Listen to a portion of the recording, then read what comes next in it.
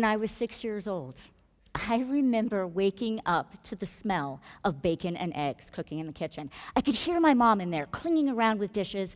I was so excited. I jumped up, ran down the hallway in my pink snowflake pajamas, and I stood in the kitchen doorway ready to say good morning. My mom turned around. She was holding pots and pans. And when she saw me, she dropped them. Food went everywhere. She froze.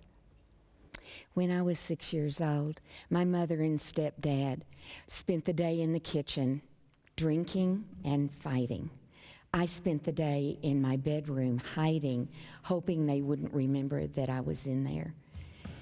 When night fell and it was quiet, I tiptoed into the kitchen to try and find some food, and what I found was the chaos and destruction of the day. I was reaching for some bread, and I heard something behind me. And I turned, and I saw my mother in the doorway. And then I saw the belt, and I froze. Our body holds on to memories. And later in life, when those memories surface, they often cause us to react to our world. The prefrontal part of the brain is not developed until we're in our mid-20s, and it's responsible for our logical reasoning, our problem solving. You go back even further, and you'll find thoughts and where our language lies. You go back even further, and you'll find the limbic system, otherwise known as the survival brain, the lizard brain. Now, the limbic system is fully developed when we're born, and it believes everything it's told. So, if the limbic system is shown that a relationship looks like mom and dad fighting and there's alcohol and abuse, the limbic system says, got it, that's what a relationship looks like.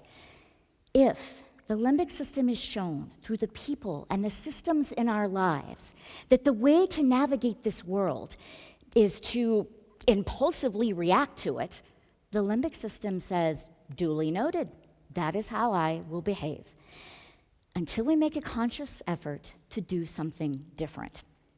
Now, there are 6 survival reactions that live in this part of the brain. In fact, the limbic brain cares about one thing and one thing only, and that is our survival. The reactions that live in this part of the brain are fight, flight, freeze, faint, fornicate, and feed. Now, we know what fight looks like. People hurl insults at each other. People get defensive. We also know what flight looks like. I mean, somebody walks out of the relationship or the interaction because it's too stressful. Freeze is what happened to you that day in the kitchen. Faint can literally be fainting, but it can also look like the need for sleep when life is stressful and overwhelming. Fornicate can be a porn addiction. It can be excessive flirting. It can also be the need for sexual intimacy when life is crazy. And then there's feed. And feed can be excessive eating, under-eating, working too much, working out too much, hoarding, drugs, alcohol. All of these are the survival brain's way of saying, danger, I don't feel safe here. And the only way that I know how to survive this moment is to do one of these things. Oh my gosh, during the pandemic, which F did each of you go to? I mean, really, here our health and safety was compromised. We were overwhelmed. We were confused. Which F were you? I know I went to feed. I obsessively cleaned. I do have a story that depicts a couple of the reactions. We were leaving my uncle's house, and my mother shoved me in the car, and she got behind the wheel, drunk. We were headed for home, and the police pulled up behind us, and my mother stepped on the gas, and the chase was on. I begged her to slow down. She said if the police stopped us, that she would go to jail, and she didn't know what would happen to me. I curled up in a ball and wished I could disappear. Now, a few years ago, I was driving home from work, and the police pulled up behind me. Now, I did pull over, but I was shaking, I was disoriented. I could not even remember where I always kept my driver's license. I was transported back to the traumatized little girl whose mother taught her to be afraid. The policeman walked up to my door and he observed my behavior and he just kind of talked to me for a little bit. And that safety provided me the time to come back into the moment. When we stress, we regress to the survival part of our brain. The blood is not flowing up here, where we can problem solve and articulate exactly how we're feeling. The blood is going to our extremities, so we can fight, flight, freeze, faint, fornicate, or feed. In these moments, our behavior becomes our language. Your behavior was your language that day. When your coworker is acting out at work, their behavior is their language. When your 3-year-old is throwing a hissy fit because she can't have Cocoa Puffs, her behavior is her language. And what do we often do with behavior in this society? We often punish it. Now, the good news is we don't have to stay back here, and we're going to talk about that in a minute. But who else in our world cannot access their thoughts and their language? Babies. And how are we with babies? We have a cadence to our voice. We lower our tone. We bring our body language in. We look for the need. We provide safety. Shh, shh, shh, I got you. You're okay. We'll figure this out. I often wonder why we lose that with people in our lives. Well, I think it's because we don't understand that there's another way. 1 out of 3 disabled children are abused by their caregivers, and it's out of frustration or their inability to read the behavior. 65% of marriages end in divorce due to communication issues.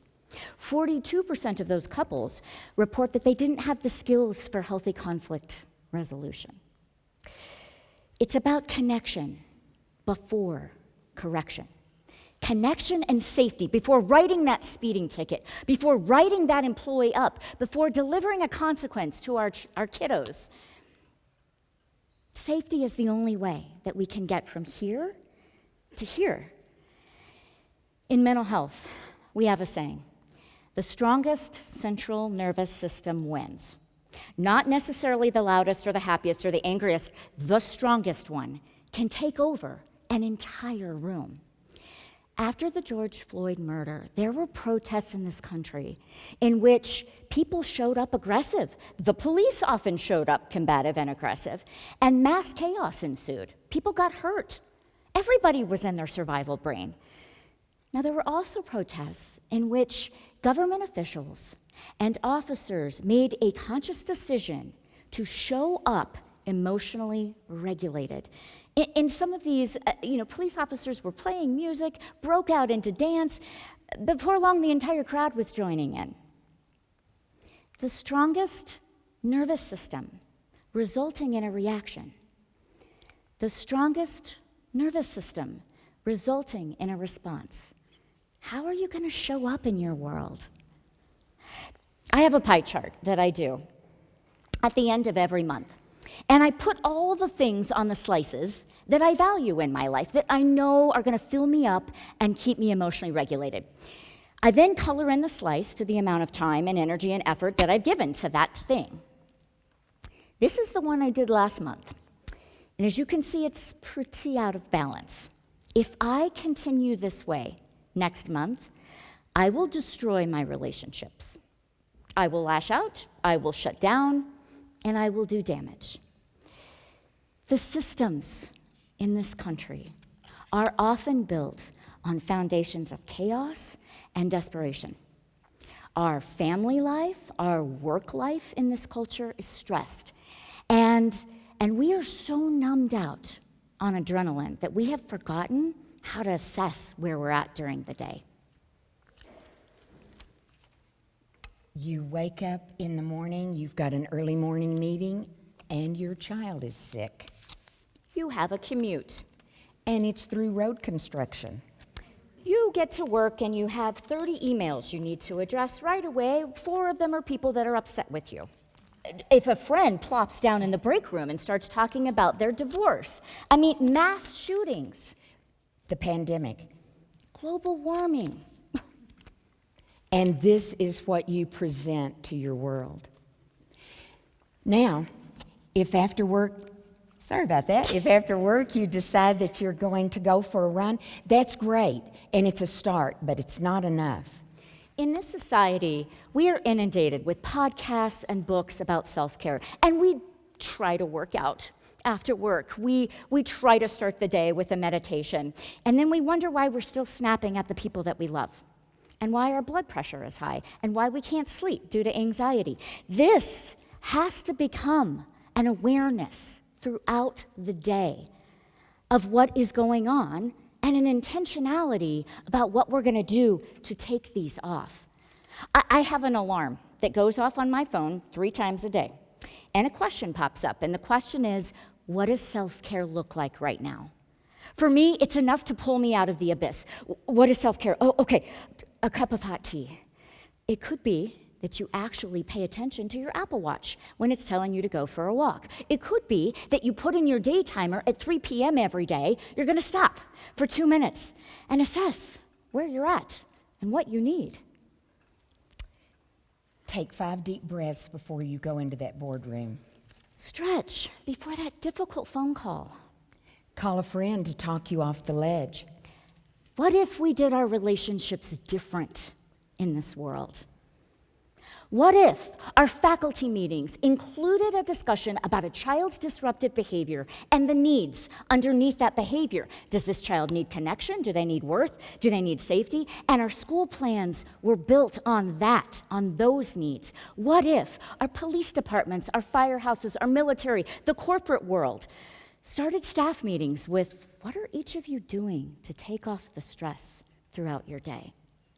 What if, as family members and roommates, we made agreements that we were going to tap out with each other when things got escalated and go to the yoga class or go for a drive and come back later when we're here and try the conversation again? What if, in the height of parenting a toddler who will not stop screaming, we give ourselves a timeout?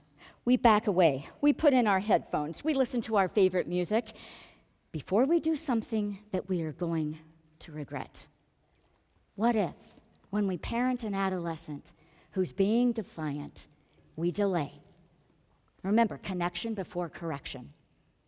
And we say, what happened is not okay with me. There will be consequences when I am calm enough to give them. This has to become a balancing act of what goes on throughout the day and the little things that we do throughout the day to take them off, to emotionally regulate ourselves, so that when the crisis comes, and you know it will, we will be able to handle it from here. When I was 6 years old, I had no safety in my home. I had no love. I was abandoned in an orphanage, and I was left there to spend the rest of my childhood unwanted.